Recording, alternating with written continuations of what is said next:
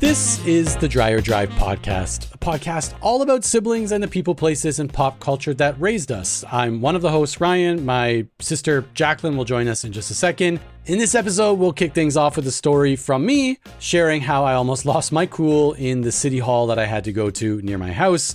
Jacqueline will tell a story about ordering Coke in a cup at her local gas station drive-thru. We'll talk a little bit about a new subreddit that I found all about siblings, and Jacqueline will cry at multiple times during this episode. Then we'll get into the main topic of today's episode, which is Christmas movie and TV nostalgia from our childhood. Then, of course, we'll wrap up this episode the same way we wrap up every episode on the Dreyer Drive podcast with an unhinged text message from a family member. And in this week's message, I share a picture of a really sweet jacket that I found while shopping here in Japan. Let's get into it.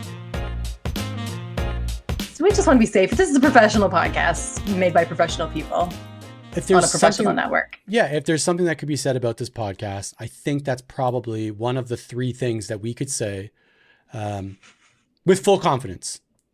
No, honestly, truly, one of mine will be that I say truly a lot. What would be three things you could say about this podcast? One, it's a podcast.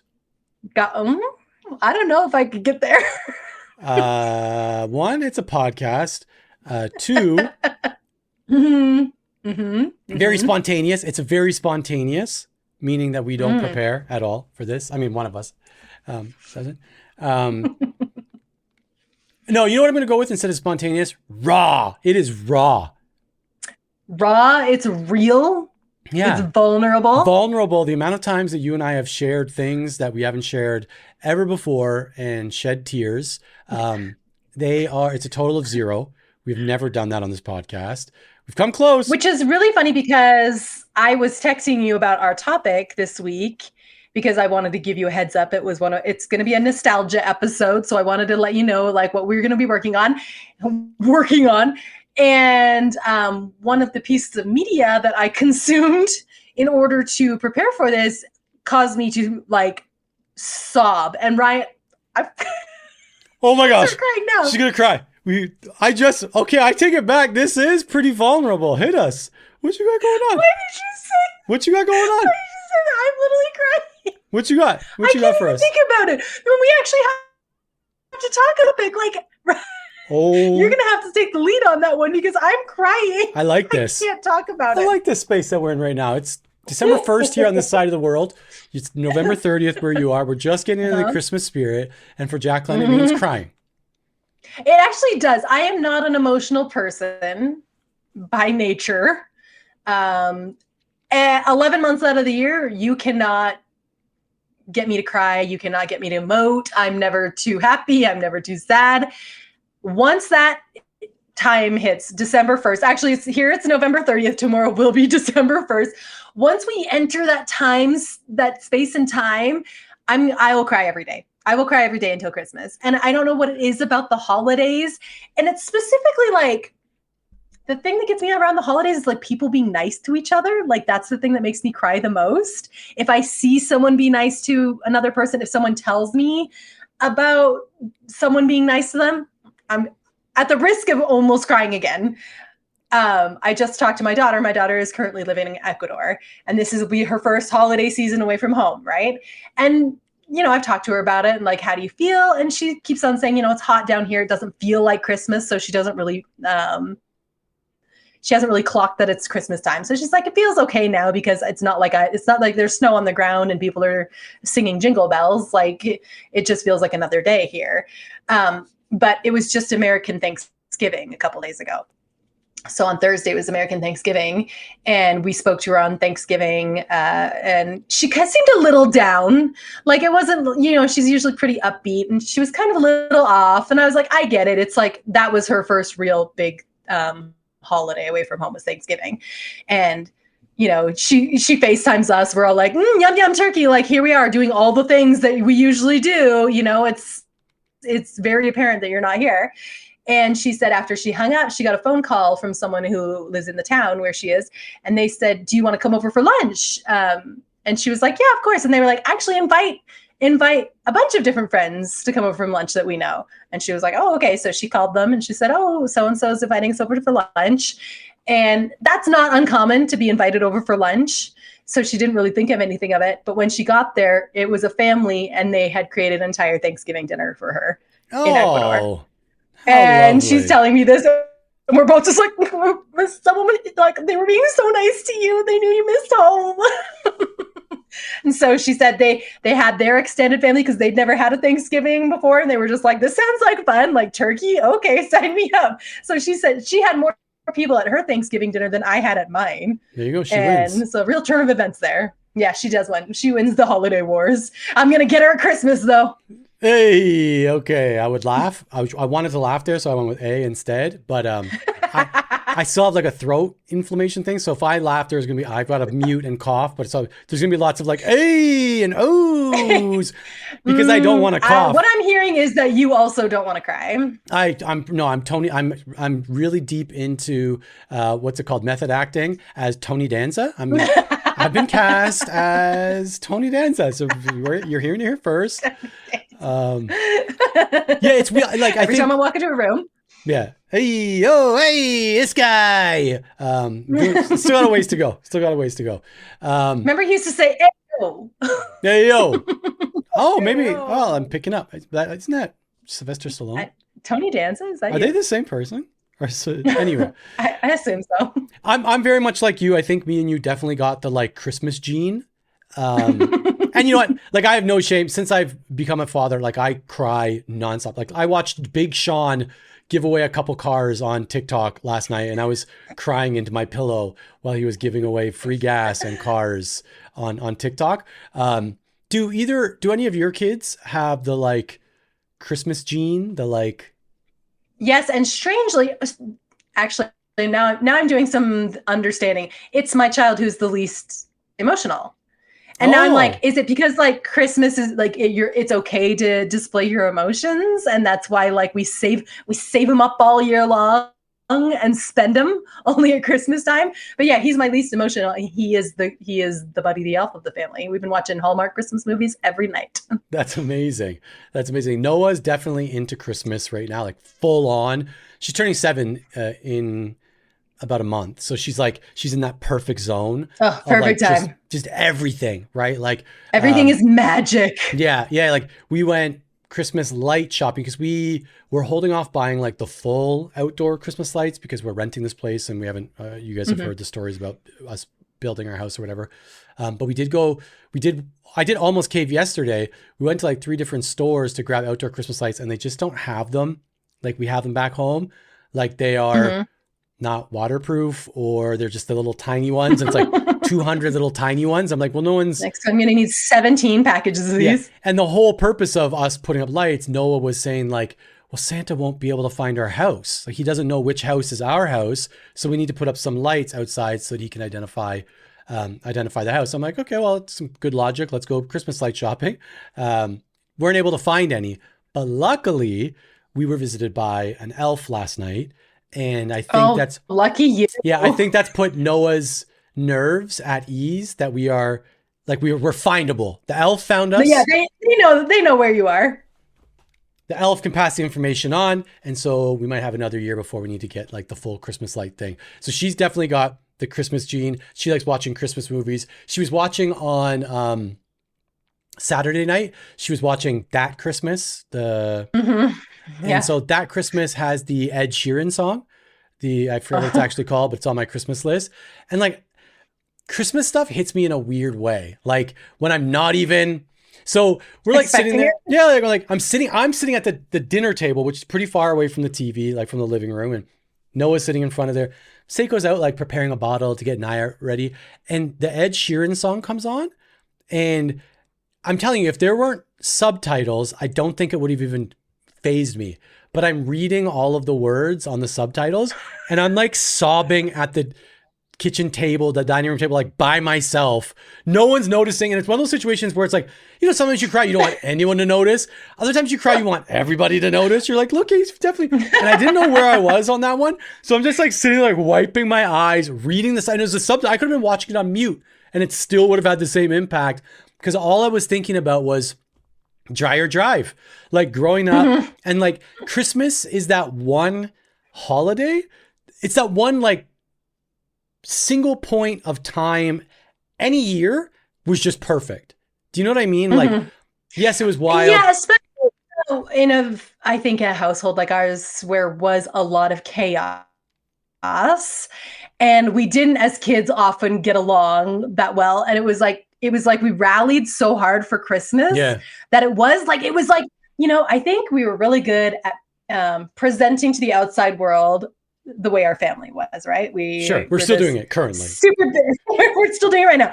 Big, happy family, we're very accomplished, outgoing children and that kind of thing. And it wasn't, in the house, it was not like that. We were not that family, but at Christmas, we were that family. Yeah. For a month at Christmas, we were what we were actually for 11 months out of the year pretending to be, which was a nice, normal family. Well, a month is very generous. I was generous. I was going to say like for those 3 hours on Christmas morning, right? Like the bay window, the Christmas tree, and like just the chaos, but it's very concentrated chaos. It's concentrated Christmas chaos. Everyone knows I love alliteration. But the concentrated Christmas chaos. chaos. Let's not do 3 Ks there, bud. They are all C's. This is not one of those ones we spell. When we started the podcast, you wanted the kid to be chaos with a K. And a $sign. So and an at and symbol. a $sign. So unless this was a CCK situation. Let's go with that because we don't play with the other one. Wise, it's better. No, we don't. Not in this house. But for those 3 hours, it just felt like that was it, right? For those 3 hours on Christmas morning, it just felt like everything was right. And like very like mushy way to start this episode, but like I know. I definitely cried already. Sorry. Well, I will change topics. I will change topics a little bit. Well, not really. I guess I look at Naya, who's 1 and almost 1.5, and I wonder if she's going to get the Christmas gene because she's starting to display other Porter genes. Oh no. So like a few nights ago, she always finishes dinner early. Like she's the fastest eater. She just like absolutely destroy her meal. And then she moves from seat to seat, eating other people's food. She's an absolute little monster. She finishes hers and she's like, like up. And then she wants down and then she wants to come and sit and eat all of my food because she knows like I just will never say no to her. So she eats all of mine. And then Seiko's usually the last to finish because she's up and down, like getting everyone's, making sure everything's right. So then she'll like go and eat with Seiko and she'll eat Seiko's food. And so she did that. And then she got down from Seiko and I saw her go over to the Kleenex box and she pulls out 2 Kleenexes. And I'm like, what is she? But she stopped at 2. So I'm not going to be like, like don't take them all out because she also does that. And she started balling them up and I'm like, what is she going to do? And she put them over her eyes and then pretended that she couldn't see as she's walking around the house, bumping into things. And we're laughing every time she bumps into things. So it's giving her everything she wants. Did I tell this story already on the pod? I don't think so. So she like literally like puts it over her eyes. She walks into the dollhouse. We're dying laughing. Like, what are you doing?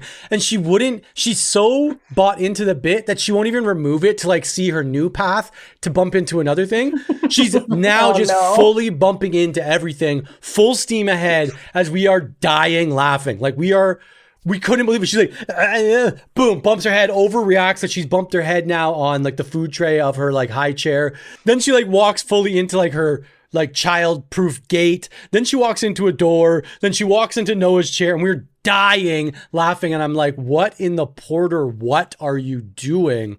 And so I see that she has, she's somehow got that gene of like, put on the full performance and fully lean into this bit because... Not only to commit to the bit, but also I'm going to absorb that energy and keep going. Like this is exactly what I mean. This is what powers me. Yeah, this is the fuel that will keep, like she's bonking her head, She's bumping her head off of all of these different things. And she would not take the tissue away from her eyes. We just thought it was hilarious. And then Seiko's like, Naya, come on. And she took the tissue and then she's just squinting her eyes closed and doing it, which is even funnier. And we're like, what the heck? Like where? She's 1.5. Yeah, she's 1.5. Like where did you even? No, we don't do that. I promise you, none of us are like, hey guys, check this out. It's funny because I can't see. Like none of us are. Funny little bit. Yeah, it's just like her original material. There's like no greater delight than when you realize that your kids are legitimately funny. Like they say something and you're like, oh, that wasn't just like a little kid joke. That was like actual humor and I'd like watch or this on Saturday sarcasm. Night Live. I really love. Yeah. As soon as my kids started picking up on sarcasm, I was like, my job here is done. I'm out. done. Off you go to Ecuador. My card. You're out here. Move to another country. You're done. You're cooked. So yeah, that's I think maybe starting to merge into today's topic, but I know we probably have a few other things that we we'll want to talk about before we fully get into today's topic. I do want to share something that has nothing to do with Christmas, but happened to me as recent as this morning. This is fresh. I haven't practiced this one in front of a mirror, so you're getting like. All right. Well, it's fine. We'll workshop it. Yeah, we'll edit it. We'll re-record it and edit if we need to. But so I've talked about the bureaucracy of Japan and the paradox of it being the most convenient country in so many ways while still maintaining its top position as the most inconvenient place to live. Like it's just so like, I can't believe you can do this. And why would you do it this way at the same time? That's where, find that Japan's right. It's there. It's right somewhere in between those two things or both of those things at the same time. So I've started to notice this thing. So you walk into a convenience store. Hold on. I want to preface this with Japan is really leaning into borrowing words from English. They've been doing that for a very long time, but then like combining shorter versions of both of those words into a new word, like Merikuri. That's Merry Christmas. Merry Christmas. Okay. Merikuri is Merry Christmas.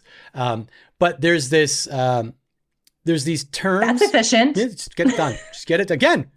Right? Like oh my gosh, this is so convenient. But we'll get to the inconvenient part of this in a minute. They do this. They like in Japan, in Japanese language in particular, they've been taking words like power harassment at work and pawahara is like this new like catch this buzzword of like what's power harassment? Where someone in a higher position than you at work. Oh, I thought they were just like super efficiently harassing people. Getting it done. Boom, boom, boom, boom, boom. Harass that. Now you're harassed. And you're harassed. And you're harassed. Everyone's harassed. So pawahara is like someone who's in a position of power, is slightly more powerful than you at work, is doing things to you via that position of power. Right? Asking you to do work, asking you to stay late, saying things in front of other people and just abusing that power. Power harassment. Okay. One I'm not going to dive into because we've already decided this is not a topic but sekuhara. It's not that kind of podcast. Sekuhara, and it's sexual harassment. Sekuhara. Okay. Honestly, I like that better. Pawahara, sekuhara. One of the most interesting ones is sumehara. Sumehara. Do you want to take a guess at what it is? Sumehara. Sume. Yeah, sume. Sume. No, I got nothing. What could it be? Smell harassment. Smell harassment, which is, and I just so I could get this. So it's actually like, so it's sumehara and it's smell harassment is what it, and Google defines smell harassment as the act of making others uncomfortable through strong or unpleasant odors, whether they are natural, like body odor or bad breath, or artificial, like strong perfume, fabric softener, or cigarette smoke. It's considered a form of workplace harassment because these smells can disrupt harmony, lower motivation, and cause physical discomfort like headaches or nausea, although it typically lacks legal consequences. So, another example of Japan, just like being super efficient, smell harassment becomes sumehara. I would like to petition to put smell harassment into the American lexicon because I would like to take some people to court for the way they smell. I've been on the TTC in Toronto. I used to take it every day. Can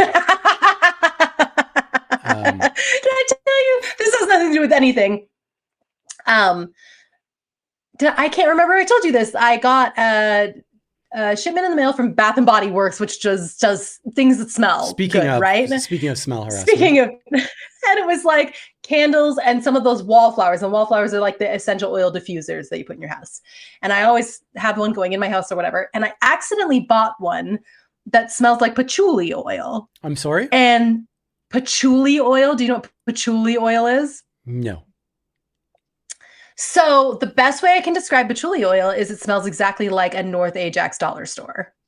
Oh, got it. So a little bit of potpourri, right? Some plastic. Yep. Okay. Very musky. Yeah. Very musky. And dusty. It smells, I think it's mostly yes, dust. It's like dusty, musty. It is. I hate the smell of patchouli oil. And not only had they accidentally put a patchouli oil scent thing in my package, it had broken open. Nice.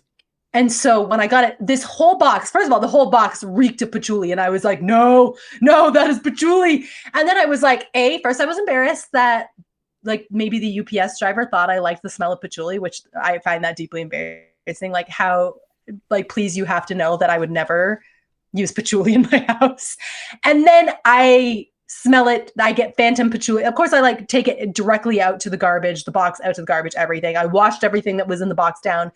But now, like every couple of weeks, I'll get a phantom patchouli whiff where it's like I can't pinpoint where the patchouli is coming from. My house has never once before this. So it's me. It's just my essence now. Like it just smells so deeply of dollar store. And I'm like, I cannot have my house smelling like a North Ajax dollar store. Like that's the worst kind of dollar store. South Ajax dollar stores were fine. It was the North Ajax one. Define fine. Yeah. Let's define fine. We'll put that in the show notes because I think you and I need to actually get a Google definition for that. But I did just want to finish. So what I'm saying is like I would like to take Bath and Body Works formally to court for what did you call it? Smell harassment. Smell harassment. Smehara. So I do just want to finish that little rant because there is like a newer form of harassment that's being seen all over Japan, and I'll give you another chance to guess this one. No. Kasuhara. Kasuhara. Kasu. Is it harassment against the kind of people like me who really love big katsu bars? No, because that would be katsu with a tsu and not a su. This is kasu. So it's let me just give you the Japanese pronunciation. I'm sure you'll be able to prune it from that or to parse it from that. Customer harassment. It's customer harassment. Is it harassing the customer? The customer is harassing someone else. Customer is harassing somebody else. And so these posters are now everywhere in Japan. So you go into like a Uniqlo and there's like a say no to customer harassment, and a convenience store, say no to customer harassment. But I've started to notice like where they are most prevalent is in like a city hall, a tax office, a government building.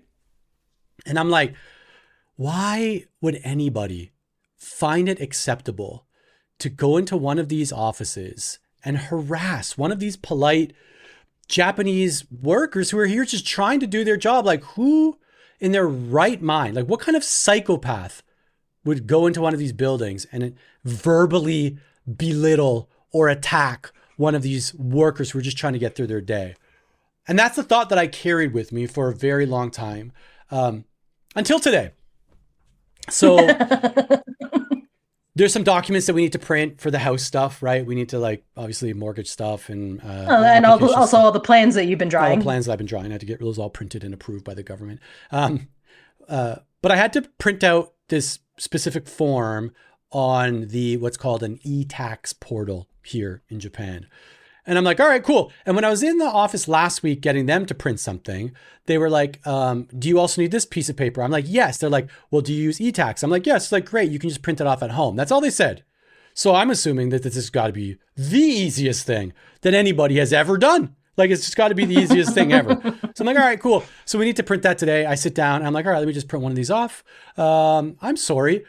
I log into this website and I discovered that it was designed in the year 1997 and hasn't been updated since. Yeah, it was a year prior to me launching the Young Guns website. I'm like, when all of the website is literally in like 600 pixels at the top and in the middle of the page. And you're like, I'm sorry, I can't, like, what is this? And so I'm like, okay, well, it's got to be in here somewhere. And like, I'm clicking around and it's now 5 minutes becomes 15 minutes, becomes 30 minutes, becomes 45 minutes. And I'm just going in circles I'm clicking stuff that just nothing happens. And I'm like, what is, and each minute that passes, I'm getting angrier and angrier. You might be able to see where this is going. I'm starting to lose my mind. Like, it's not like so many parts of my brain are firing. Like, why isn't this easier? Why would they design something like this? Why can't I do this? Why is this taking so long? I need this right now. Like, all of these things are now just compounding, right? And so I'm like, okay, you know what? Screw this. We're driving. Like, we're just going to drive to City Hall and then the tax office, and then we'll get our documents printed.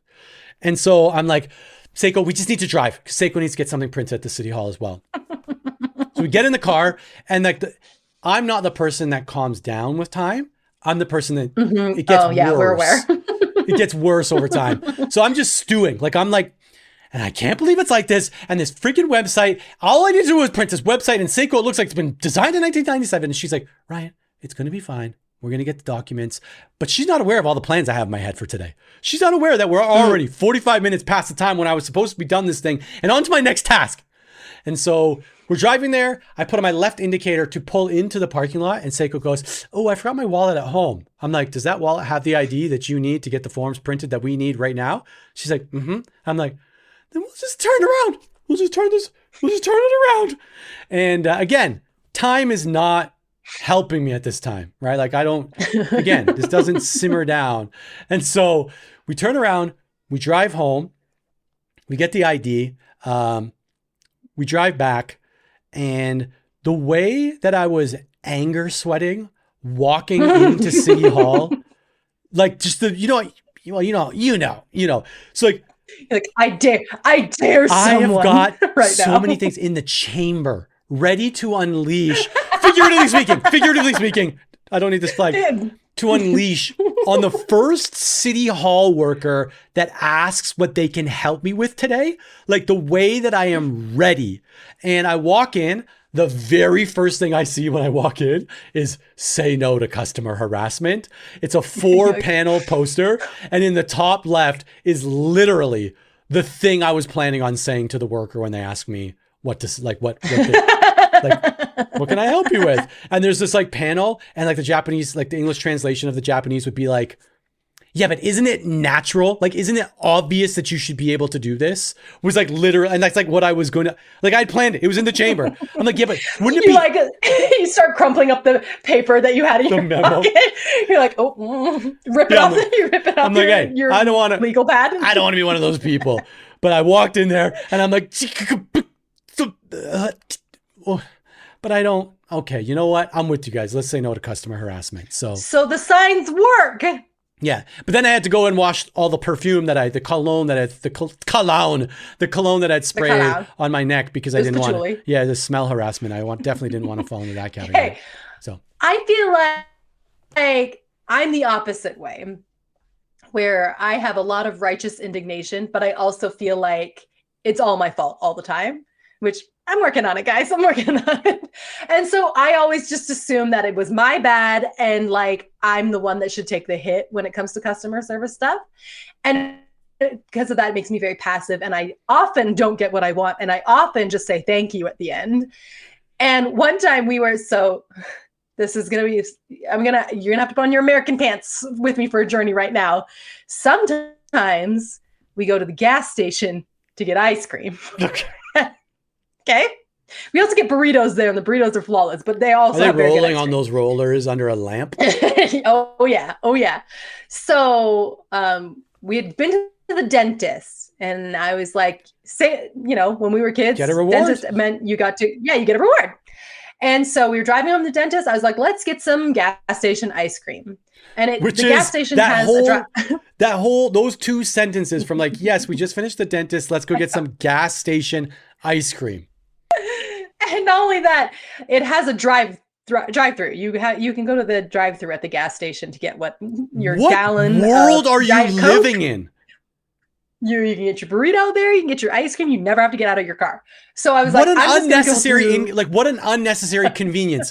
Here, as we're like, let's just make sure we've got now the side-by-side comparison of Japan and America. Yeah. Oh yeah. The things that like should be more convenient are more convenient here. The things that should never be more convenient, like getting your gas station ice cream and gas station burrito, are somehow just smooth sailing. What am I use my legs to get ice cream? No, thank you. So we pull up and I have my kids with me in the car. And what I do for when my kids were little is I would ask for an ice cream cone, but for the worker to put it upside down in a cup. So that like, the kids are going to drop it anyway. At least it's already in a cup and then they just eat it with a spoon and they still get their ice cream cone. Sure. Best of both worlds. So I go up there and like, can I get 2 cones in a cup? And the girl goes, cones in a cup? And I was like, yeah, cones in a cup. Like I've ordered this 700 times before because I do often go to the gas station for ice cream. So I was like, yeah, cones in a cup. She's like, cones in a cup. I was like, yep, affirmative, cones in a cup. And she's like, okay. And she left the window and she came out and she told me the price. And the price was not what I'm used to. Again, I frequent this place a lot. I know what 2 cones in a cup should cost. And so she gave me the price and I was like, okay, like maybe it's a buy one, get one half off day. I have no idea. I hand over my card, whatever. And when she opens the door to give me, it's just 2 cups, nothing on them. And I was like, oh, weird. Like no ice cream? There's nothing. It's just the cups. Well, I can't see anything in the cups. And when she hands them down to my car, they're filled with Coke. No lids, no straws, just a cup of Coke, 2 cups of Coke. And it dawns on me that she thought I said Coke in a cup, which, ma'am, I would never say Coke in a cup. I think the cup is understood, right? Yeah. Like I don't want Coke in my hand. Can I get some Coke in a hand? I'm just gonna cup my hands together. You can just pour it in. Actually, just put it right in the cup holder, and I'll just slurp it right out of the cup holder. So, like and Addie, my daughter, she was probably like 15 at the time. She knew she clocked it faster than I did. And also clocked the fact that I was not going to do anything about it. I was not going to say, actually, I wanted ice cream cones in a cup. So instead, what I said was, thank you, have a nice day. And I drove around to the front of the gas. And then I drove around to the front of the gas station and walked in and ordered ice cream cones in a cup. From the same person? From the same person. But this time I said ice cream cone. And I gestured like this in a cup. And I like to think she did recognize me because I hope that like now that I was on 2 legs, I look like a completely different person. Although the order was eerily similar to the person I just handed 2 cups with Coke in. So what I'm saying is like I could probably stand to do a little customer harassment every now and again because I never get what I want because I'm like, you know what? No, you're right. I'm stupid. I'm gonna go. Well, what's funny is the panel that I'm talking about on the poster in particular, it showed the customer as this like oversized giant and the staff as this like this little like Thumbelina. Yours is the opposite. I want to see yours as the opposite. You're like, please, sir, it's the wrong order.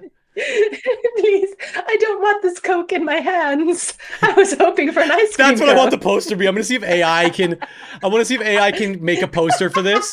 I was just, please, sir, I just want the Coke in my hand. And it's just you receiving a fountain drink in your palms.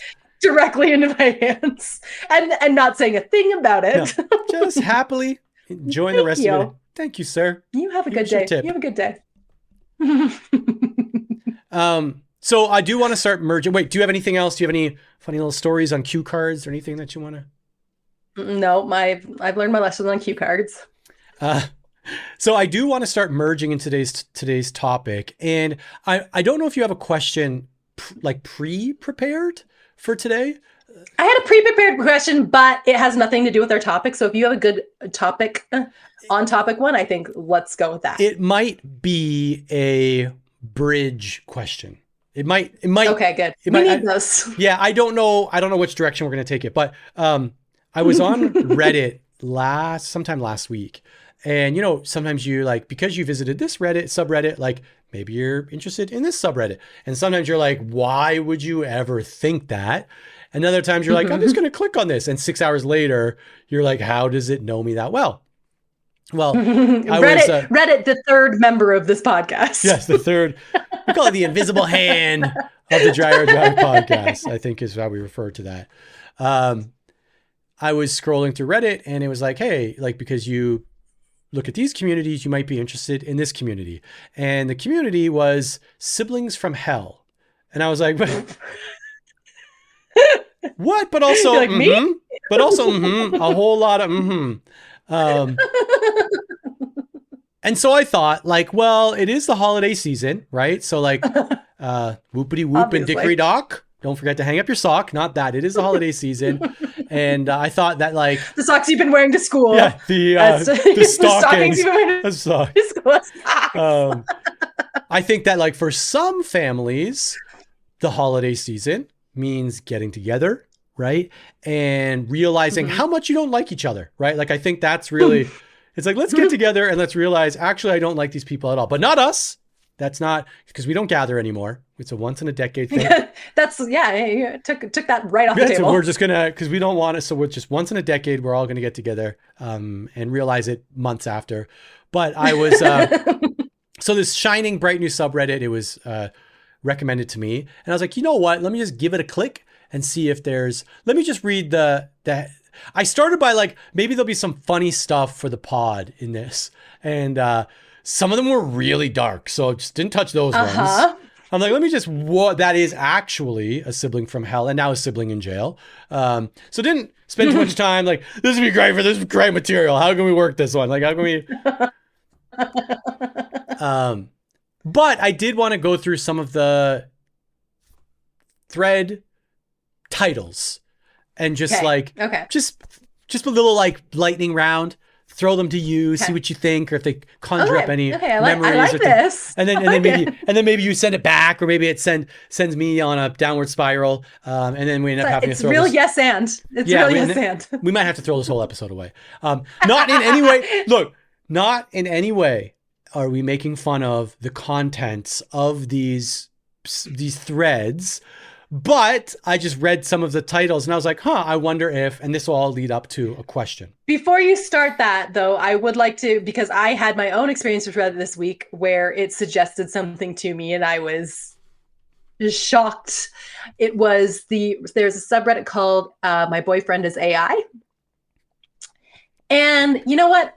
I don't want to yuck another person's yum, but I gotta say, a yuck. Yeah. Yuck. So it is an entire subreddit of women who have relationships with their AI, and they spend a lot of time having that AI make pictures of them together of like, what would we look like if we were eating pizza on the bed and watching a romantic comedy? And their AIs have names, and their AIs are all very beautiful pretend men because no one makes an ugly AI boyfriend. And I read through like a few posts and I was like, I am descending into madness. I cannot follow you here. Yeah. We're not going to fully descend into madness, but there is a book. There's a book called The Anxious Generation. And I recommend it to anybody who hasn't read it, but it's all about how people have evolved and not evolved because of the introduction of smartphones and the internet, and combined with, starting in the 80s of us doing like more overprotective parenting. And so like those two things combined end up resulting in, one of the results is like people not forming the social skills that would be required, or the social balance even of like, hey, I do this and you do this, and now we understand how things are socially. Like a lot of that has been removed. And I think that's only going to be like fully exasperated by what's going on with AI. But again, don't necessarily want to fully go down that rabbit hole today. Just if you are having a bad day, just head on over to My Boyfriend is AI. I've never felt so good about myself for having like normal relationships in my life. Like I am an anxious person, but I interact with human people in my day-to-day life, and I feel pretty good about that. Like when I order Coke in a cup. It's just fully, I own it. I own it. Normal interaction with a person. That's the way God intended. Just like God intended. Maybe after the holiday season's done, we can jump into that subreddit, maybe see if we can pull some stuff out and see. Yeah, let's see. But so I did want to just go through some of the sample thread titles that I pulled from the subreddit, and this will hopefully lead up to a question of the week. Okay. The question of the bye week, because we do this bi-weekly. The question of the sometimes week. So the question of when we feel like it. The question of when we feel like it. So I've got, I don't know, 6 or 7 here. So the first one, this was the full thread topic, by the way, like the full title. Is my younger sibling a toxic bully? Is it time for me to choose NC? I'm assuming NC is no contact. Long story short, they encourage my partner to cheat on me with a minor. Honestly, if you're looking for some WTF stories today, then this is probably one of them. Again, not gonna. Okay, I don't know if I'm gonna be able to really extract something from that. It'll get a little bit more relatable. It'll get a little bit more relatable. Like this one. Sister tried to strangle me and hurt my arm just because of a clothing hanger. If I started that sentence and was like, hey, finish, what do you think it was? If I was like, sister tried to strangle me and hurt my arm just because of and was like, come on. And you're like, hate mail, a sibling rivalry, a misunderstanding. Would you have ever guessed a clothing hanger? Yes, but only because of the way we grew up. This is the craziest thing is I was literally thinking about this today. Clothing not hangers? Getting strangled because of a hanger. I was thinking about it because I was doing my makeup today. And I have a scar above my lip that makes it so that I can never, when I'm putting on lip liner, I'm always super annoyed because I have to pull it tight because it doesn't go over the scar. The scar juts up, so it always looks like I have a little bit that's like out of the line that I'm coloring out of the lines on. And every time I see it and I get annoyed about it, I remember that it was Dallin who gave it to me. We were fighting over a VHS tape. Okay. And and in my head, I think that we might have been fighting over the VCR. And he probably wanted to watch Aladdin for the 50th time that day because that's all Dallin watched. He was really into it. And I think I probably wanted to watch one of my tapes. And if I remember right, he pulled the tape out and threw it at me. And it hit me in the face and cut my lip open. And to this day, I bear the scars. I bear the scars of that interaction with, to go back to your first topic, my childhood bully, Dallin, my youngest brother. And it makes me mad every time I do my makeup that I'm like, seriously, one fight about one Aladdin VHS tape and you're quite literally scarred for life. Scarred for life physically and emotionally because of your paralyzing fear of VHS tapes. Like, get it away from me. Get it away from me. So following up on this, so sister tried to strangle me and hurt my arm just because of a clothing hanger. The next one was told my sister that she's ugly for the first time in 22 years. She's 22 years old. It doesn't matter. Like, it doesn't matter what number you put in front of that. You are a full-grown adult and you are telling your sister that like, I told her twice, the day she was born and on her 22nd birthday. You are ugly. Welcome her into this world and send her on her way into adulthood by calling her ugly. To this day, Daniel never misses an opportunity to tell me that I eat too much. Like that's like a refrain. I was like, I think it was right before I moved out of the house, which was also right before I got married. It was probably 2 weeks before my wedding. And he came out, he was out of the house for some reason. And he came in and I was sitting on the couch and I was like reading and eating chips. And he was just like, I thought you were supposed to be losing weight for your wedding. And then just left the house. And I was like, okay, good talk, big bro. Yeah, good talk. Thanks for that pre-wedding hype.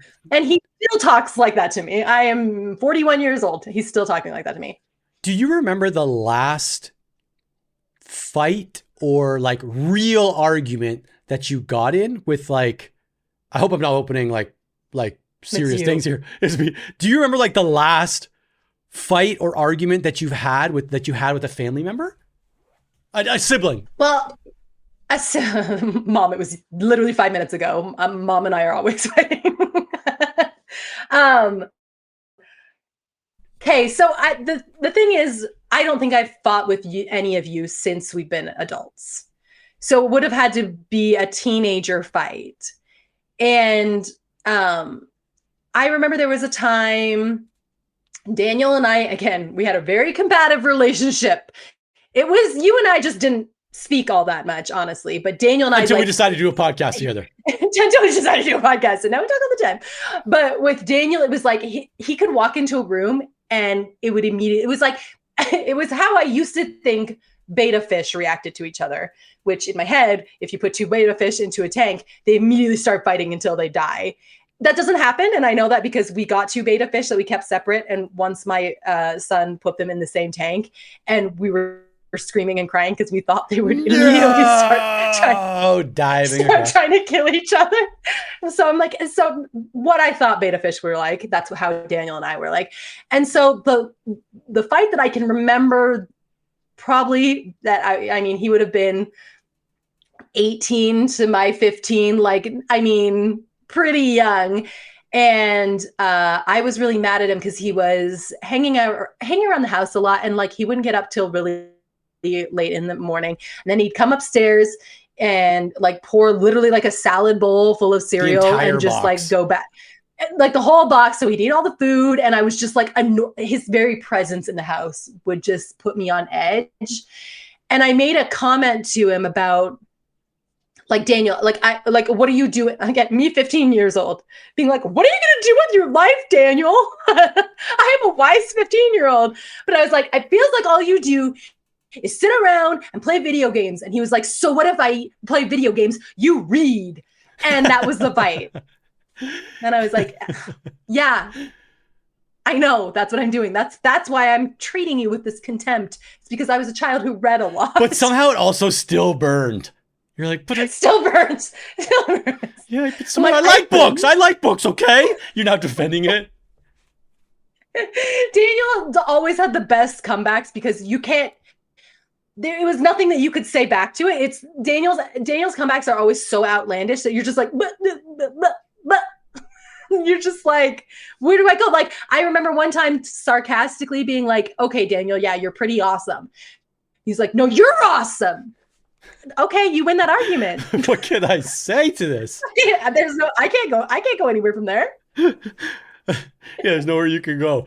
Yeah, well, funnily, interestingly enough, the last fight that I can remember. So me and Dan, I've talked about this in other episodes, and obviously you know that because you know this because you grew up with us. But you know, like that. Tell me more. It was the best of times. It was the worst of times.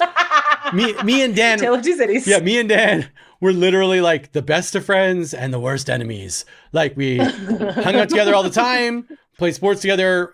He welcomed me with no questions asked, never bullied me, always allowed me to hang out with his friends. Like, it was just never an issue. Like, he was that older brother. I was like, well, okay, Ryan's here too. Like, I just was never treated like a little brother. I know I've talked about that. Something I'm extremely grateful for. But there was this time where him and I were like, it was a lot of like middle of puberty and flexing and like who's the alpha kind of thing. And Dan was really great at fighting and really strong, and I was always little brother, always losing fights.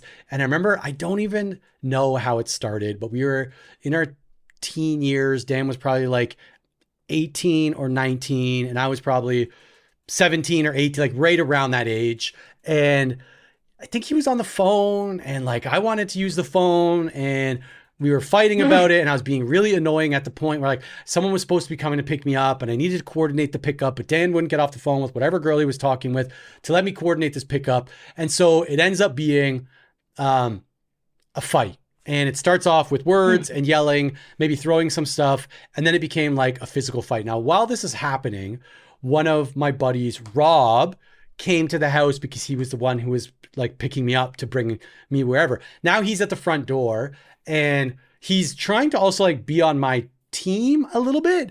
So he's also like throwing some comments to like just ride or die, to the point where like I got to tell him to like shut up. I'm like, yo, don't. I got this. Like, and so like I'm also being weirdly defensive of Dan. I'm like, don't say that to my brother. We're like, well, we have like our shirts like wrapped around, like he's got me jerseyed, and he's like actively punching me in my kidneys.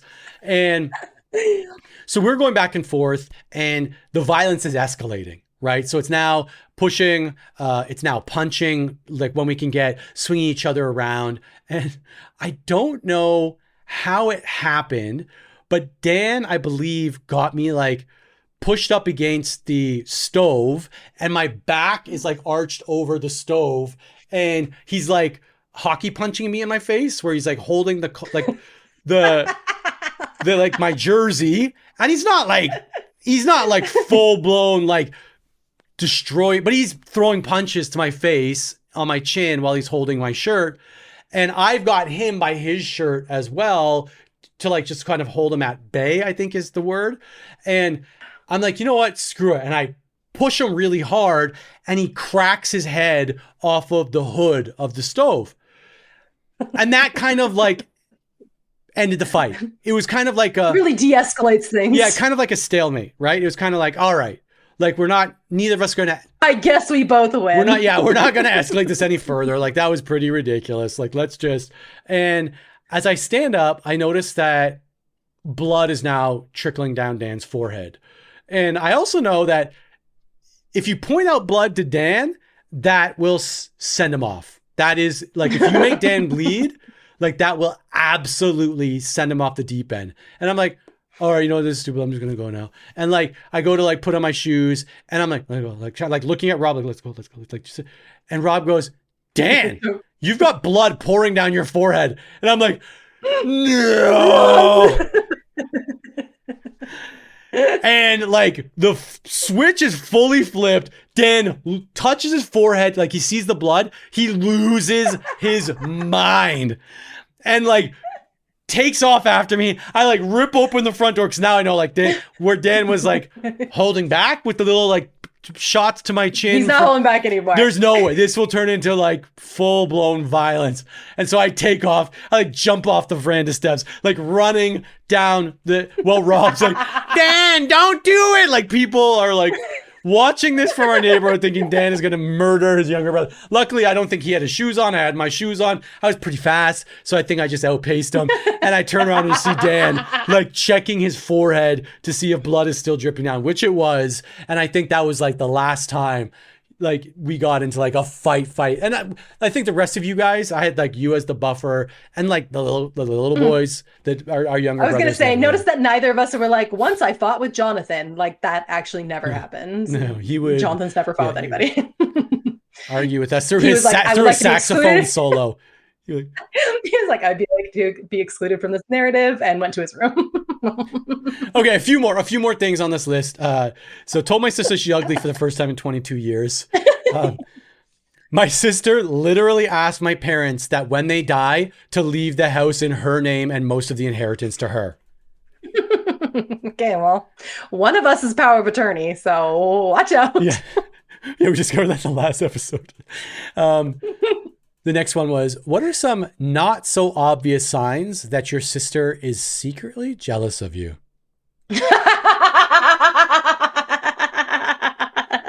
I would like to know what your answers are. Yeah. The next one, my younger brother is the devil. Okay. Again, we spoke. Dallin was the devil. Now, this last one, this is one I can finally assume this one was written by someone in our family. One of your siblings wrote this, and it was 3 words for the heading, for the thread title, and it was just, my pathetic sister. And I was like, that's good. Which one of us was like, I could have wrote it. And it was just about how you read. It was just a long thread. All she's doing is reading and playing with her dog. And planning her wedding.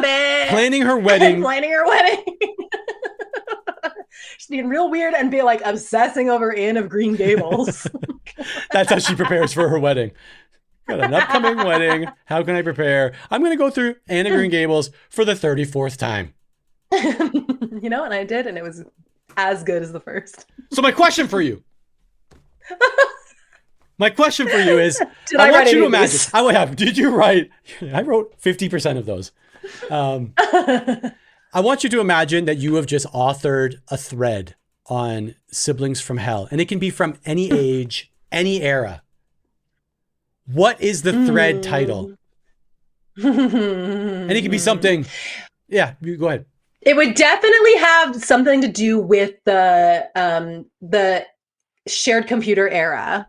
Oh, I feel like our family was never more contentious than when we all had to share one computer and internet dial up as well as the phone at the same time. So we were very social kids where we did have people in the house. Someone was always on the phone. Someone always wanted to be on the internet.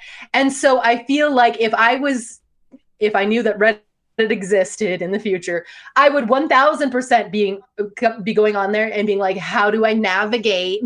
My brothers never let me use the computer. They're always on there playing Diablo, and I can never go chat with my friends on ICQ. And my parents don't understand that. My parents give me a 30-minute limit on all of our internet usage, and I have to sign up on a clipboard if I want to use it. And also my brother keeps using up all of the space on the disk for his Winamp and for all of his themes that he keeps putting on the computer. And that's what I would be like the most upset about.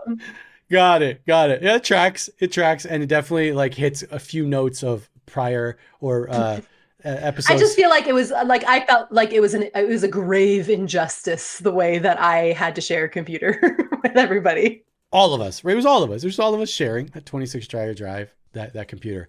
So I thought a little bit about this, obviously, because I knew I was going to be asking this question. And mine, I think there were some general thematic ones, but there was one that I absolutely like just felt so ripped off and like, what's wronged. The word? Wronged. Just wronged. And like, I can't believe I fell for it again.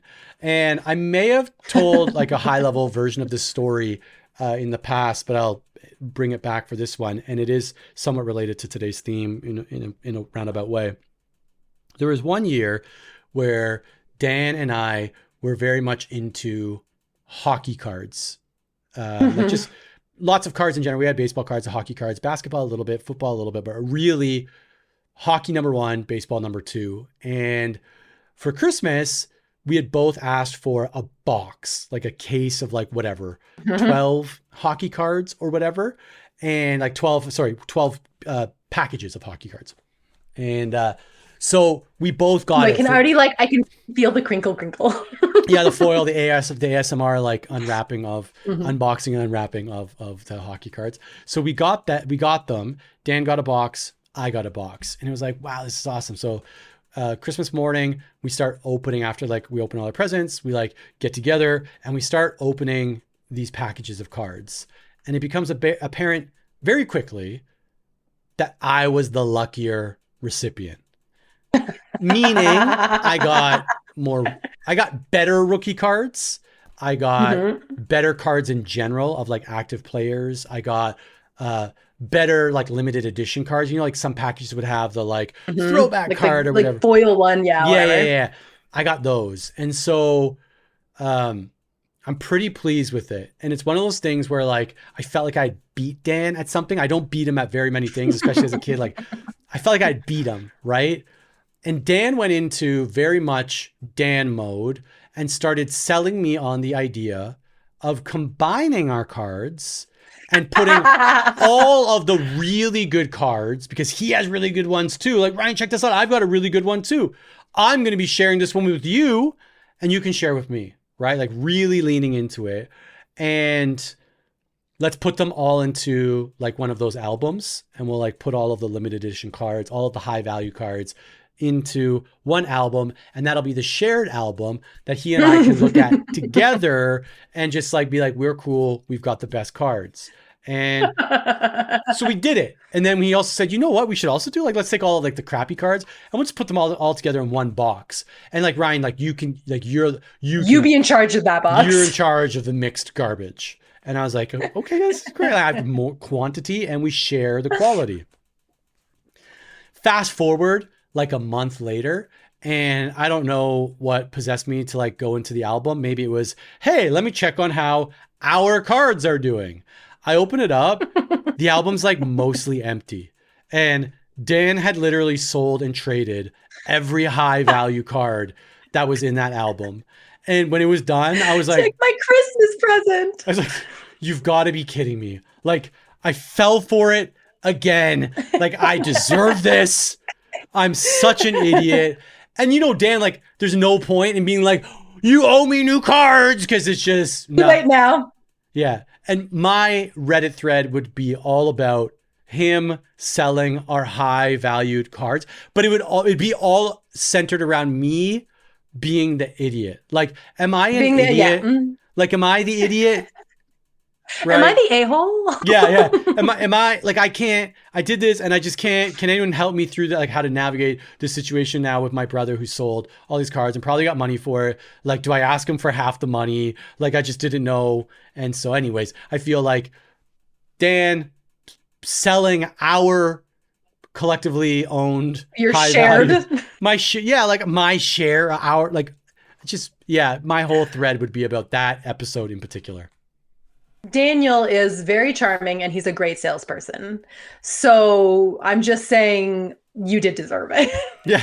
But you did deserve it. But like, also Daniel was uniquely created for that moment to sell you on something you don't want to do. It's like in that video game where you have that like one particular spell that only works on that one like town person holding that one specific tool. And that's Dan. And like sometimes you don't even realize you've been swindled till 20 years down the road. And you're like, wait a second. I was wearing my watch. Like, where did it go? Like one of those people like touch your tie, touch your ears, and all of a sudden you're not wearing a belt and a watch anymore. That's Dan. Wow. Okay, well that perfectly bridges into our topic. It's almost like you knew what the topic was ahead of time. Well, today I did. You already mentioned that. Today I did know the topic in advance. I don't want people to think. So what I was thinking about was that, so we have our Porter Family Christmas playlist, right? That we take very seriously. Yes. And I was thinking about like, what would it look like if we made a playlist of TV and movies that we watched as children, that we could either, you know what I thought, like definitely in the show notes, I can put clips of these, or people can watch them themselves, or create our own list that if we were like, you know, if we were handing this down to our children, these are the must watches. This is what you need. If you want to have a Dreyer Drive Christmas, these are the pieces of media that have to be involved. Sometimes I like to make up rules that only I know, and then I can look like someone who reads to people like, oh, that's funny because I thought you would know that. Okay. I want to like educate people on how to properly do a Dreyer Drive Christmas. Okay, got it. Okay, well let's start. And like, if you want to listen to last year's episode that explains our traditions, which that would be really important. Like, if you were looking to have your own Dreyer Drive Christmas, you want to go to the cemetery and play a saxophone, you want to get in a fight over a real Christmas tree, like those are all parts of it. But also these pieces of media need to be included as well. Okay, let's go through your list, and while you do that, I'm going to be racking my brain thinking about. Okay, let me just I'll start with like my number one, like most important piece of media. And then like, as we're talking, maybe you'll understand a little bit better. So the thing that I find the most important, and it is our Christmas Eve. Now that I have my own children, we don't go Christmas Eve without this. It is Mr. Bean's Christmas. Merry Christmas, Mr. Bean. Very much. Yeah, very much so. Okay, so Merry Christmas, Mr. Bean. I'll put all of this in the show notes. It's only like a 30-minute special. I think Canadian kids probably are more aware of Mr. Bean than American kids are. That's definitely not something that like my family down here grew up on. And I was like, what? You haven't heard of Mr. Bean? He's the pinnacle of comedy for Canadian and British children. And I started my kids on it very young. You know, there's that whole part when he's in the department store and he's playing with the toys in front of the manger and they keep getting more aggressive. It starts with like a sheep and then all of a sudden it's like a bike, then it's a car, then it's a moving truck, then it's an army truck, then it's a helicopter. Like that part, even my little kids thought that was like so funny because that's something they would do, right? Mr. Bean has the mind of a child. Yeah, maybe I'm gonna see. But, well, luckily, yeah, you can check. It's on YouTube. It's so easy to access. Another one that I wanted to submit for humble inclusion on this list. Saturday Night Live. The Saturday Night Live. And Ryan, I looked it up specifically because we had this on VHS tape and I didn't know if it was a special or just an episode we happened to record. It is just an episode. It is really yes, it is season 22, episode 9. The special guests are Rosie O'Donnell and Whitney Houston. So it is Very of the time. And one of the best parts about this episode, I'm like, why were we so obsessed with this episode? Because it had every heavy hitter of the time. It had Mary Catherine Gallagher. Yes. It had the cheerleaders. It had Delicious Dish. So like it was just one after another after another. If you can find it, I watched like a short documentary about season 22 of SNL, so I could kind of remember which was it. So I watched that. If you can find the episode, again, it's season 22, episode 9. It's probably one of the best episodes of SNL of all time, in my opinion. But it was December 14th, 1996. So right before, hang on, right I would have been before 12. Christmas, right? I'm 14 at that time. And the delicious, what is it? The delicious dish. Delicious Dish. That was also Christmas themed. It was a Christmas themed delicious dish one. So absolutely was the Mr. Bean Christmas episode on the same VHS? It might have been. It might have been 2 Christmas things on the same VHS tape, and that's why we watched them together. I swear, that's the only reason I thought two things. That's the only reason I was like Saturday Night Live, because I'm pretty sure they are on the same VHS tape. And like we definitely watched it like when we recorded it, but then that VHS tape came out year after year after year. Like I was bringing people over to the house to see that episode of SNL because like, you don't even know. You don't even know. This is the funniest episode. This is the funniest episode of SNL you'll ever see. It was just the Christmas one that we happened to record.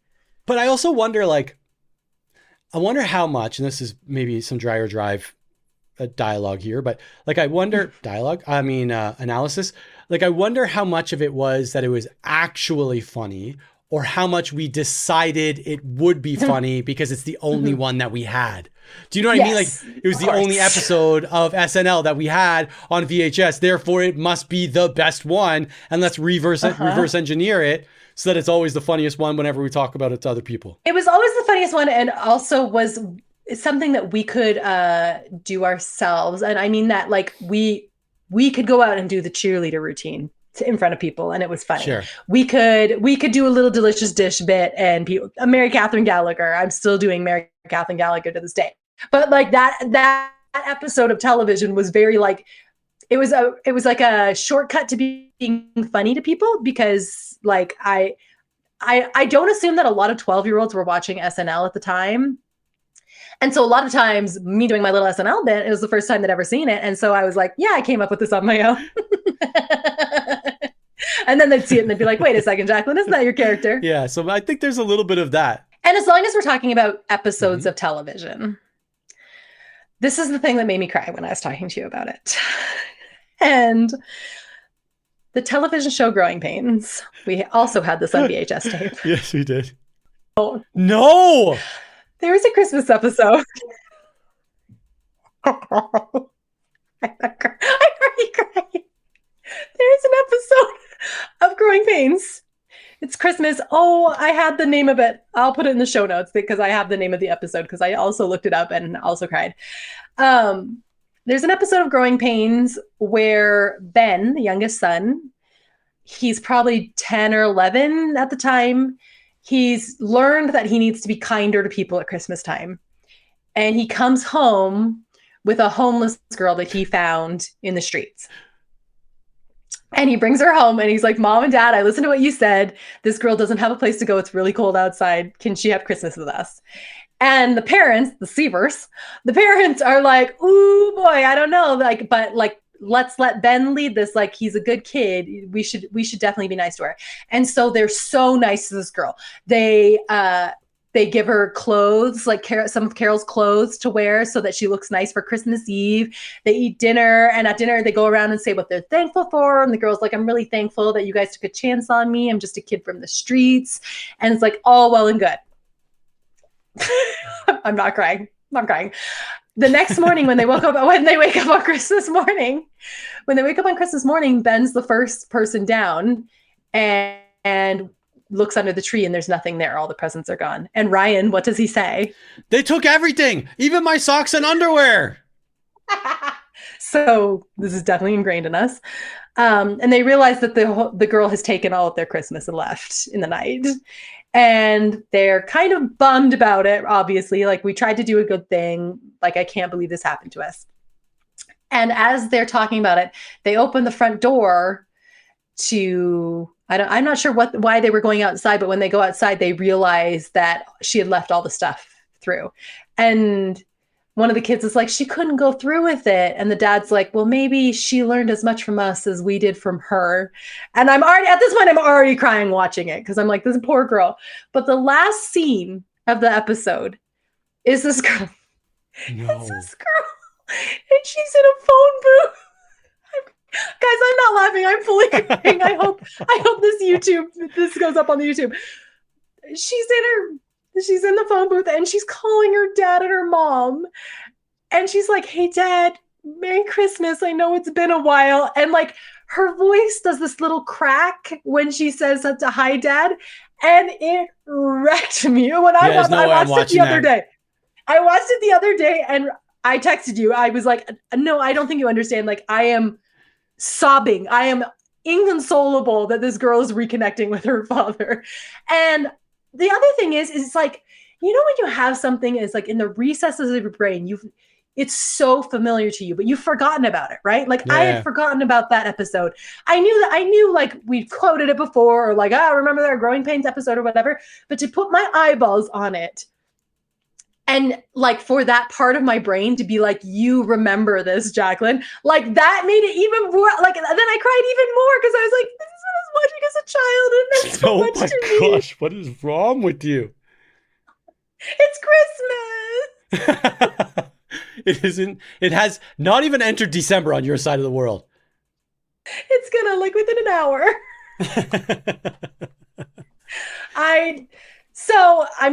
I'll put it in the show notes. There's like a condensed episode. Look at my face. I'm all red. Yeah, I was gonna ask, where did you even watch it?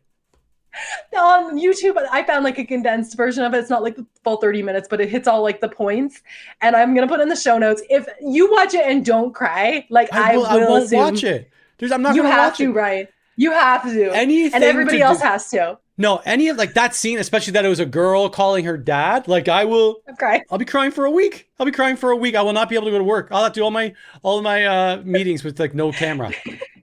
Like I'm not feeling good. I'm just gonna keep the camera off. Well, yeah. I'm doing this with the camera on, and you can like my face is so red. I'm doing this video. I'm gonna make sure I get this video edited because I haven't always been putting the videos out. But I'm only gonna put your video, just you, and I'm not gonna be a part of it. Just make sure that everyone knows that just you me are unhinged, crying to myself. So yeah, those are my two only the television episodes. Yeah, TV. TV. So the rest will be movies. Well, while you were talking, it did kind of like jog my memory a little bit for some of the ones that I definitely would have been watching and thinking that they were so good to the point where like I think I know for a fact I got one as a Christmas present, the Christmas Story. So what is it? Shoot your eye out. You'll shoot your eye out. Like that whole everything about that movie was such like for me watching it, that was one that felt like you were like watching something that was a little bit skewed older than you, but you still watched it and you got the humor and you felt good for getting the humor. Do you know what I mean? Like the lamp. And it's like when you're a kid and you see the lamp is what made it feel as an 8-year-old boy. Subversive. Yeah. You're like, oh my gosh, this leg has a stocking on it, but not a Christmas stocking like I was currently wearing while I was watching it. Have we ever talked about how this has nothing to do with anything, but Daniel as a young child was really obsessed with mannequins' legs? And mom BB would guns. What the BB guns? Mom would often like lose him in a Woolco, and she'd find him just like running his hands up and down the mannequin's legs. She wouldn't even stress. Sorry, Daniel. He would disappear and she'd be like, meh, I know where to find him. Just let him hang out there. And you go back and just over there in ladies' hosiery, feeling up the mannequins. And this is the era when they would keep all the pantyhose in like those like weird like bullet shaped plastic. Eggs. Yeah. They were like eggs. Well, I don't know why you went with bullets as the reference point. They were eggs. And then mom would buy them and make little Christmas elves out of them. Okay, so I feel like I'm like leaving a movie open for you because I feel like it's very you, and that's Home Alone. Well, yeah, we talked about that last year. So we spent a lot of time. I know. I've got it on the list. Definitely one that we spent a lot of time talking about last year. Noah is totally into Home Alone, which is amazing. Like, I'm fully there for that. Well, I'm sure we'll be watching it this year. We've got a few other ones that we'll get. I'm going to try Elf with her this year, but I know that's a little bit just outside of that range of our childhood. But National Lampoons would have been another one that I would have loved at that age. And this is one where Dan was really into it before I was into it. Again, skewing a little bit older, like in humor. And it felt like I was experiencing a movie that wasn't meant for my age group, but I was enjoying it because Dan enjoyed it so much. And like, it was one of those ones that I would have been, I think I was just a little bit too young for National Lampoons because I don't remember watching it as a kid. However, when I married into the family that I married into, my husband's family, they have like their catchphrases that they say. You know, family has their catchphrases. They like to say their little things. Swam Jones. And it wasn't until our first Christmas together when I watched, like, for the first, probably not for the first time, but the first time, like, sat down and absorbed National Lampoons, that I realized every single one of their catchphrases is actually National Lampoon's Christmas Vacation. Every single one of them. And I was like, wow, you guys are really so unoriginal. Movie. Like some people that are coming up with Swam Jones and Skinty Face. And you're out here quoting actual lines from an actual movie. But every time I watch it, I'm like, I can't, they hoodwinked me. I didn't know. There was one that I don't think we talked about last year, but the timing for this one would have been probably just spot on for the transition into a different type of Christmas for me as like a 12-year-old, the Santa Claus. Oh, yeah. It's just the perfect timing of like wanting a new version of the Christmas spirit as a 12-year-old. Do you know what I mean? Like, that's the perfect age of like, you know, Christmas, I think, metamorphosizes for people. Like, there's as a little child, as like a tweener, as a teenager. Yeah, and you're starting to look for like more of like explain this to me. Like, explain this to me so I can believe for 2 more years. If you give me an explanation, I can still believe. Yeah, just give me like how does this all check out, right? And then of course you become a parent and the cycle just resets, right? And it like it's like the other side of the coin almost, starting again, right? Like experiencing everything now as a parent to a 6, almost 7-year-old and a 1.5-year-old, like getting to see this side of the curtain, I guess, if that's like a way to phrase it. Well, the thing that I realized I was becoming an adult when I would watch those movies, especially like in the last 5 years, I became an adult. The last 5 weeks in particular have been. I feel like I'm an adult. It's when I watch those movies and I start to understand and relate better with what people would think were the villains in both of those movies, in both National Lampoons and the Santa Claus. In National Lampoons, every time I watch it, I'm like, justice for Margot and Todd. I am a Margot. I would not want that next door in my house. So every time I get like mad for them, I was like, of course you'd be upset if someone turned on their Christmas lights and it blinded you. But then in the Santa Claus, I relate with Neil the stepdad. The entire time I watch it, I'm like, Neil's the only person making any sense in this movie. Yeah, I'm still I'm still Tim Allen in that one, so. I know you are. And in Home Alone, you are so Kevin McAllister coded. Yeah, that would have been me, and that is Naya too, with her eyes covered in tissue. You're like, apologize. No, okay. I'm not apologizing. Like, that's gonna be Naya. And and you're gonna be sent up to an attic and left alone. One that I wanted to put on, sometimes I feel like people think this is a controversial one, but I don't, because I am a Muppet head to the max. Muppets Christmas Carol is my number one favorite version of the Christmas Carol. It's my number favorite. It's a number. It's out there. No, like, as far as Christmas carols go, Muppets is the one for me. Yeah, I think that one has a very limited range in terms of years that would have hit for me. It'd have been like 1 year. It would have been like, this is good. This is a good one. A good retelling of a Were classic. You big on Muppets? Or like, I was very like Muppets Like when they had their show, the Muppet Show. Like Fraggle Rock. I was Fraggle Rock. I was Fraggle Rock. But Muppets, I think I told you, Muppet Babies was the first one, especially the new version. Muppet Babies was the first, like, Noah having her own thing that she chose, that she liked the characters, laughed at their jokes by her, like on her own. Like that was the first one. So I remember, I already told this on the podcast. Like I literally had tears in my eyes on the episode where they say goodbye for summer vacation.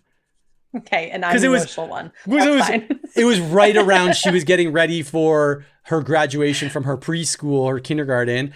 And I was like, but she's going to say goodbye. She's not a Muppet baby anymore. Yeah, she's not a Muppet baby anymore. She's a full-grown Muppet. One that actually hasn't been mentioned, I don't think we mentioned it last year at all, but was definitely, and I remember it especially from Auntie Gail's house, watching it with Kelly and Matt, which is Rudolph the Red-Nosed Reindeer. Like absolutely. Like that one definitely was, because that was early on, right? Like that's an old one. I'm thinking of all these characters that you remind me of, and you are also very Yukon Cornelius. What?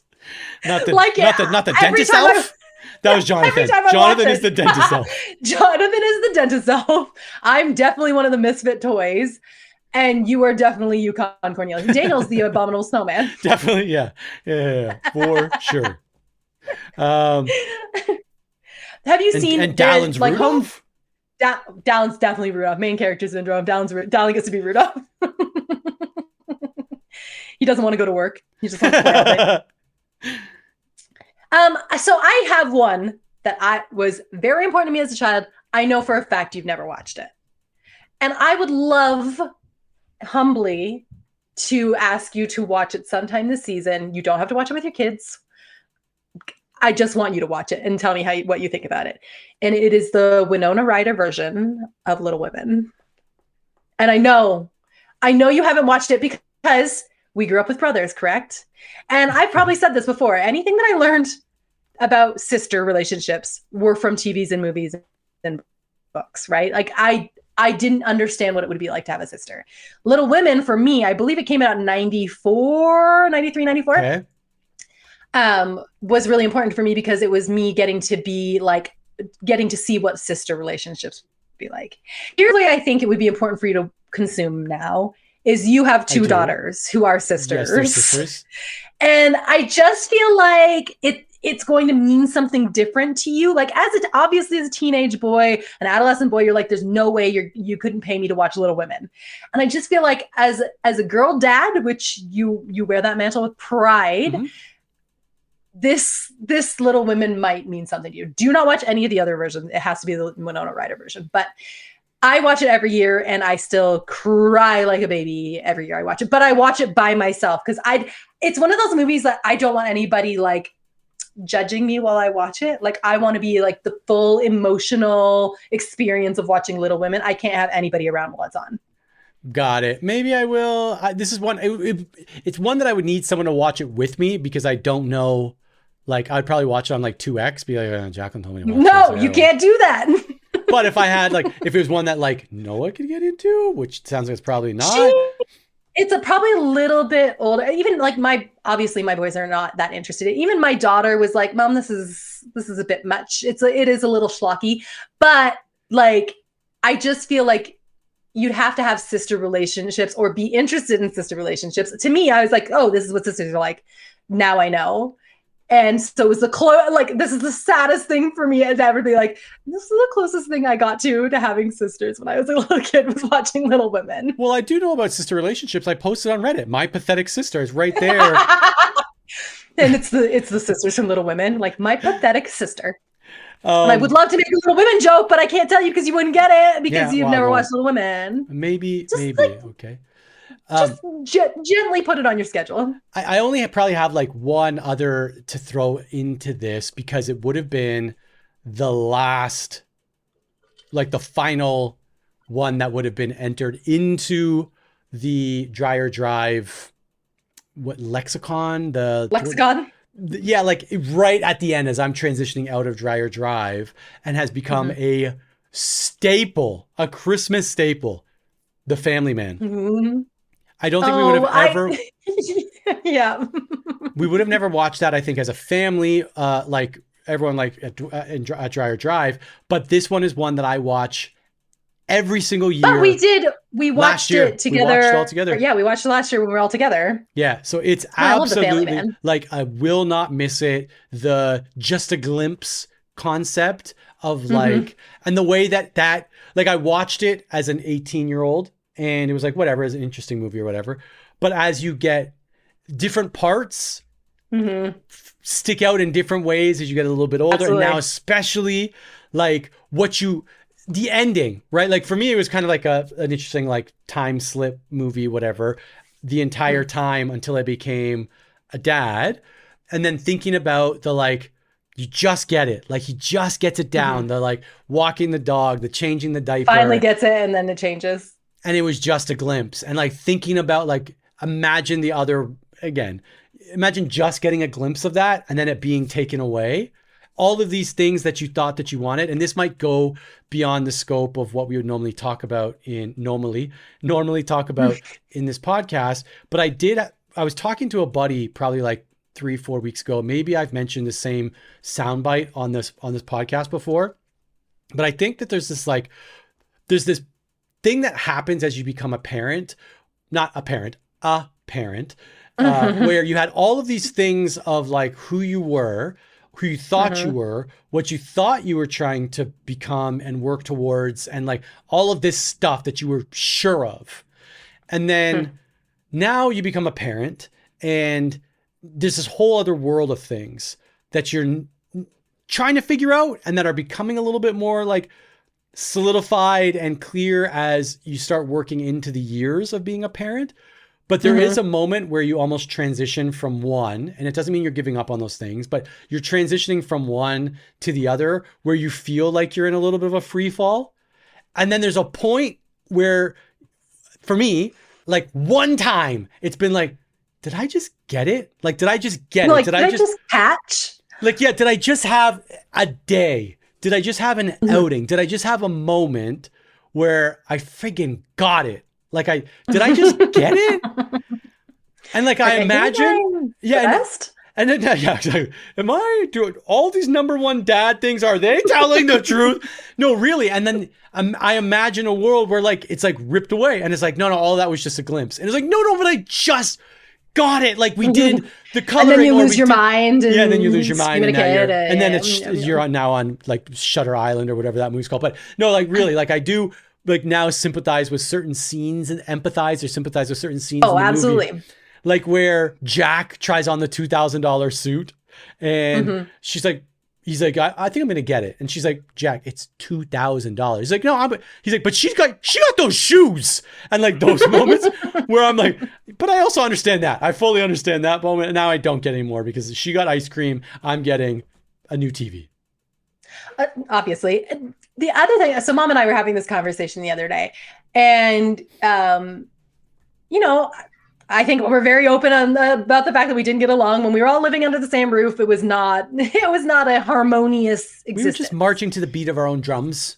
And often we're like, it was the space, right? It was the space that we needed. We needed the space to be able to, do our own thing and then finally become friends. But also, that's not all of it. It's not just the space. What it is also seeing your siblings, because when you're living under the role, they're nothing but your sibling, right? And they live and die by that. Everything they do to you is as a sibling. Hopefully just live. Mostly live. But as we left the house, we became other things. So I immediately became someone's wife. I became a partner to someone. And by immediately, you mean immediately. There wasn't even 1 minute. Walked out of the house in my wedding dress. The aisle started. Like. But it's like, so I wasn't just Jacqueline the sibling. I was Jacqueline the sibling, but also someone else's partner. And then we start having kids. And now it's like, you're not Ryan the sibling. You're Ryan the sibling who's a partner, but also the dad of my nieces. Like they're my family, right? And Justin became your family. And yeah, right. So sorry, Justin. That guy will never be my family. No, but I think it's not just draw the line. It's seeing your siblings become other roles and doing those roles well that builds up then like a new respect for them, a new way of understanding the way they are. Like I think understanding you as a dad makes childhood you make more sense to me, because like I think that's what you were like built for. And this like you just needed to have 2 5-year-olds that followed you around so that you could always be like the funniest guy in the room, and 5-year-olds do find you very funny. And do you know what I mean? Like that, like you come into that part of yourself. So it's like, you know, watch The Family Man, like that.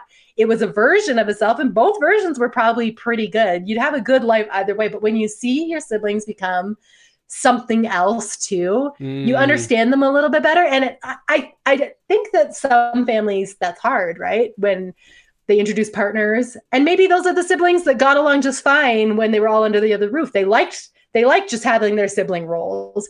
But for us, I think I really loved seeing everybody become a sibling plus something else. Do you know what I mean? Does that make sense? Yeah, except I don't know what any of the other siblings have become. So I don't. Nothing. I will never miss an opportunity like that. You served it right up, and I'm going to knock it out of the park. This makes me want to watch The Family Man, though. Like, that's the kind of, I'm like, I've got good vibes. I have one joke one and one good vibes one, and we'll finish on that. Yeah, we'll finish The Family Man, understanding that for The Family Man, if you've never watched it, it's like a reverse It's a Wonderful Life. So where in It's a Wonderful Life, it's as if he was never born. Family Man, as if he had like made a different choice and gets to see his whole life like that. So if you like that kind of movie, then it's for you. My heartfelt one, and it's Jonathan and mine's shared favorite. It's White Christmas. Oh, okay. And I don't know if you and Daniel were as into White Christmas as we were. Yeah. We Jonathan and I both as children really loved a musical. So that's something we're into. And we got the DVD from Nanny, our grandmother, and we put it on one day and we were just like, did this just become our whole personality? Like, I think so. So Jonathan and I both watch White Christmas religiously every year. And it's the one where they do the sisters. Again, I really wanted to have sisters. So any Christmas movie about sisters during the holidays, I'm like, wouldn't it be so amazing if we could do a choreographed dance together? And then I'd make Jonathan do it, and he'd have to be the sister. Well, I think that's one of the ones that falls under the umbrella of like, nah, It's a Wonderful Life. I will be probably crucified for this. I can't stand It's a Wonderful Life. I don't. What? I watch it every Christmas Eve. Maybe I will watch it again. Like maybe I should try it again now as like. Try it again. But it's just one of those ones where I just couldn't. I didn't like older movies as like a teenager. Like anything that just did like the quality, like it didn't feel like. And so It's a Wonderful Life, White Christmas, even Miracle on 34th Street was like, I'll watch it. But not my favorite. Only if it's on the CBC, like the Sunday night movie. Sunday night movie. Nothing else on, and someone else threw a fit, and now we all have to watch the movie together. Now we're watching. Great. We're watching this one. But yeah, so those all just fall under that category for me. I cry at the end of White Christmas and It's a Wonderful Life every time as well. And then my last one, how familiar are you with Jingle All the Way? So